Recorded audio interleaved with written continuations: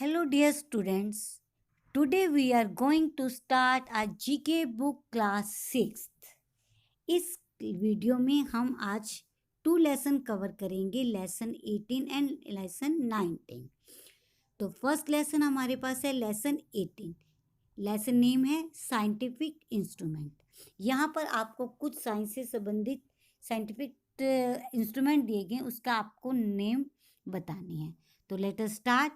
First question है, a dash is used to view very small object such as plant और animal sales.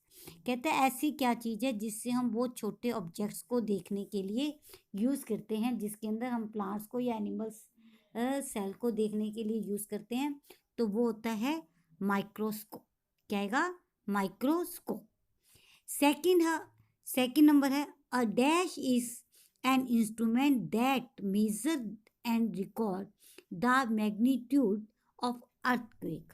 Earthquake का जो magnitude है वो किससे मापा जाता है? सिस्मोग्राफ से।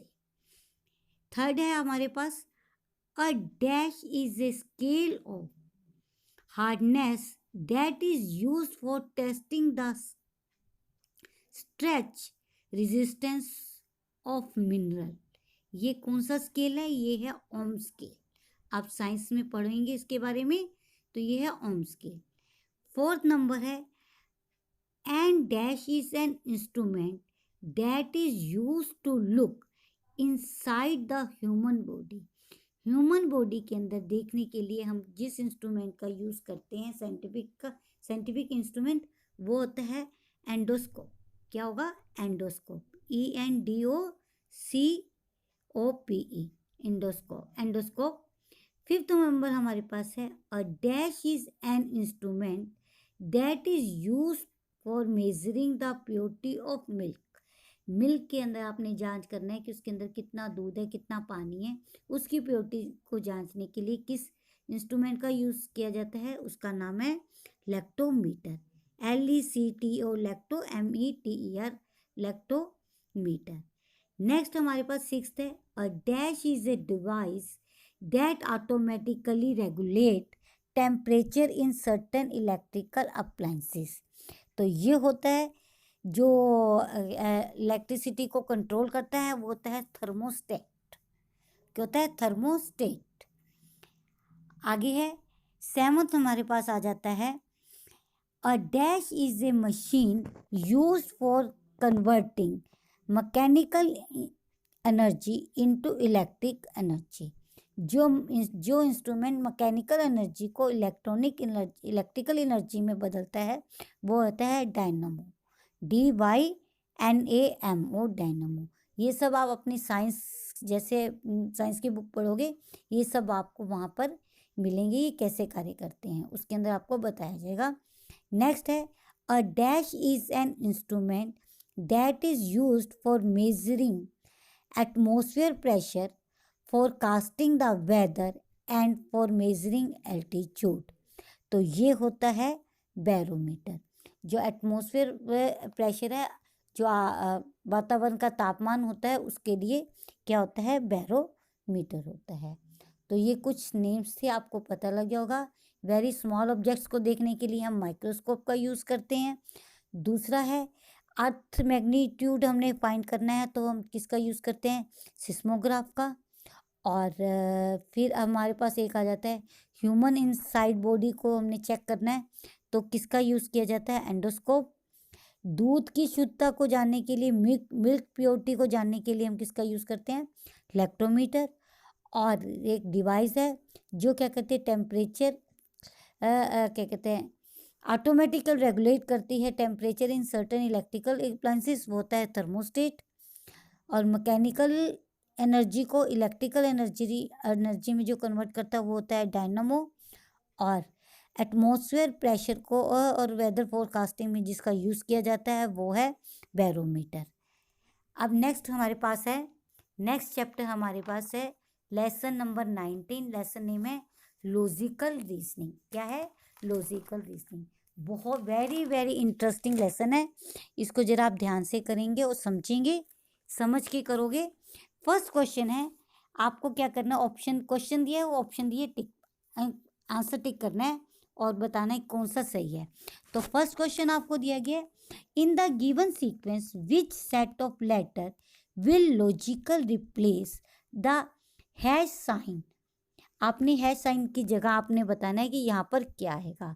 पहले देखो GAN दिया हुआ है, फिर HCO दिया हुआ है। इसको पैटर्न को फॉलो करते हुए आपने अगला थर्ड नंबर पे बताना है क्या आएगा। तो सबसे पहले देखो पहले का फर्स्ट लेटर है G के बाद H के बाद क्या आएगा I। तो इसमें I वाले हमारे पास कितने हैं, 2 है, B और D ऑप्शन है। इसके बाद देखो A, फिर ऊपर आते हैं A के बाद B छोड़ के C है, अब C एक छोड़ के D छोड़ के अब क्या आ जाएगा A। तो ये ऑप्शन क्या बनेगा D, इसका आंसर आ जाएगा D, क्योंकि उसके बाद N के बाद O छोड़ा और P छोड़ा तो Q आ गया, R छोड़ा S छोड़ा और तो क्या गया T। तो ऑप्शन हमारा D बनता है। तो D पे टिक का साइन आएगा।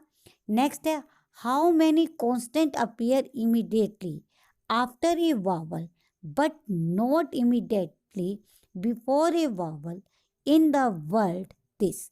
आपके सामने इतना बड़ा वर्ड दिया गया है, इसमें आपने उसके किससे बताना है, वो कॉन्सोनेंट जिसके पहले तो क्या है वोवल है लेकिन उसके बाद में वोवल नहीं है।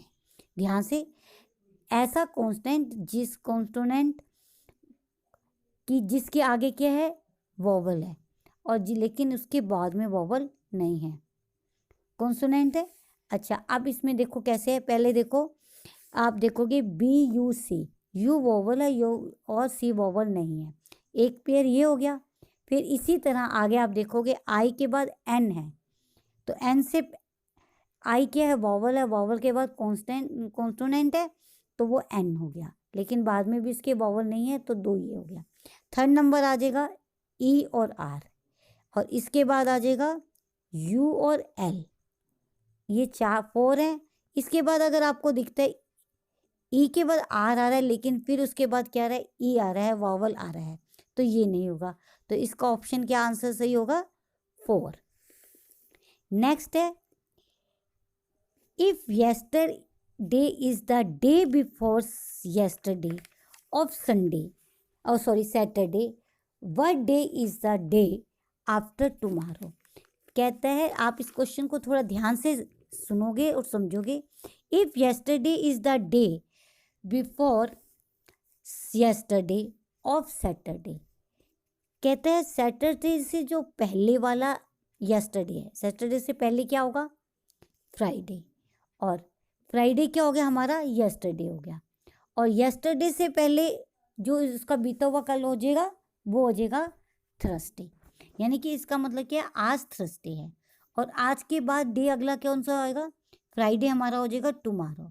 और उसने आपसे पूछा कि what is the day after tomorrow, तो उस टुमारो के आगे के टुडे आज क्या हो गया, yesterday हमारा आ गया था थर्सडे, टुडे हमारा आ गया फ्राइडे, और फ्राइडे के आगे टुमारो आ गया सैटरडे, और डे आफ्टर टुमारो यानी कि सैटरडे से जो अगला दिन आएगा वो होगा संडे। इसका ऑप्शन आ जाएगा संडे। जो आपको नहीं समझ आएगी इन क्वेश्चंस की, आपको मैं हेल्प बॉक्स दे दूंगी, आप वहाँ से अच्छे से समझ सकते हैं। नेक्स्ट क्वेश्चन है, Imran likes to eat apples and orange, Ranveer likes to eat bananas and orange, Suresh like to eat orange, Ramesh eats only apple, which fruit is like by 1 person. कहता आपने हर एक की प्रेफरेंस बता देगी और आपने बताना है कि एक फ्रूट है जो सिर्फ एक जने को पसंद है, आपने वो बताना है। तो इसको आप ग्रेटर देन के निशान से ये समझा सकते हो, आपको समझा देती हूँ। पहले आप बनाओ ग्रेटर देन से, आप इससे बनाओ इमरान क्या पसंद करता है, एप्पल और ऑरेंज, एक जगह लिख लो। फिर रणवीर क्या करता है, ऑरेंज और बनाना, ऑरेंज के नीचे ऑरेंज आ जाएगा, बनाना अलग से लिख लेना। फिर सुरेश है, सुरेश को सिर्फ ऑरेंजेस पसंद है, ऑरेंज के नीचे ऑरेंज आ जाएगा। और रमेश क्या करता है, रमेश को एप्पल्स पसंद है। तो कौन सा है, क्या कहते हैं, which fruit is like by only 1 person, एक पर्सन के द्वारा सिर्फ क्या पसंद किया जाता है, रणवीर को केवल बनाना पसंद है और किसी को नहीं है, तो इसका आंसर आ जाएगा बनाना। नेक्स्ट हमारे पास है, Ronnie is taller than Rachel but shorter than Rancho. अब इसको भी आप क्या कर सकते हो, आपने बड़े साइन से किया है। रोनी क्या है, बड़ा है किससे, रांचल से। तो रोनी को लिखिए आप, रोनी का बड़े का साइन लगाओगे रांचल, और लेकिन रोनी छोटा है किससे, रोनी तो बड़ा तो है रांचल से बट शॉर्टर देन रेंचो से, तो रेंचो इनमें से सबसे बड़ा हो गया। फिर है Amit is taller than Tarsen but shorter than Rachel. Amit Tarsen से तो बड़ा है लेकिन किससे, रांचल से छोटा है। तो रांचल से बड़ा आगे था रोनी हमारे पास। Who is the shortest of them all, तो इनमें सबसे छोटा कौन सा हो गया, सबसे छोटा है तरसेन। तो डी ऑप्शन पे आपने टिक करना है। नेक्स्ट हमारे पास है if a certain language is horse is written as JMTOG then how will you tiger. जैसे हमने फर्स्ट क्वेश्चन किया था वैसे ये है, एच के बाद आई छोड़ के उसने जे लिख दिया, तो इस तरह टी के बाद क्या आता है, यू छोड़ के वी वाले हमारे पास दो ऑप्शन है ए और ई, उसके बाद दोनों में जी है, ये ना देखे हम थर्ड ऑप्शन देखेंगे सी और आई। अब तीसरे नंबर पे है आर को उसने क्या, आर के बाद क्या लिया, एस छोड़ के टी लिख दिया, तो अब जी छोड़ के, जी का एच छोड़ के वो क्या लिखेगा, आई लिखेगा, तो इसका ऑप्शन आ जाएगा सी। नेक्स्ट है my first letter is run but not fun. कहता है जो मेरा लेटर फर्स्ट है वो रन में है, फन में नहीं है, तो इन दोनों में क्या अलग है, आर है। नेक्स्ट है इसके आगे वो कह रहा है my second letter is pot है but not in put, pot में है पुट में नहीं है, तो इसमें क्या हो जाएगा, पी से पी कट गया, यू नहीं लेंगे हम, क्या लेंगे, ओ ले लेंगे, क्योंकि यू उसने पहले कह दिया मेरे में नहीं है, तो इसमें से ओ आ जाएगा, पहले में से आ रहा है इसमें और आ गया। और आगे वो कहता है my third and fourth letter are in seat but not in a मोट।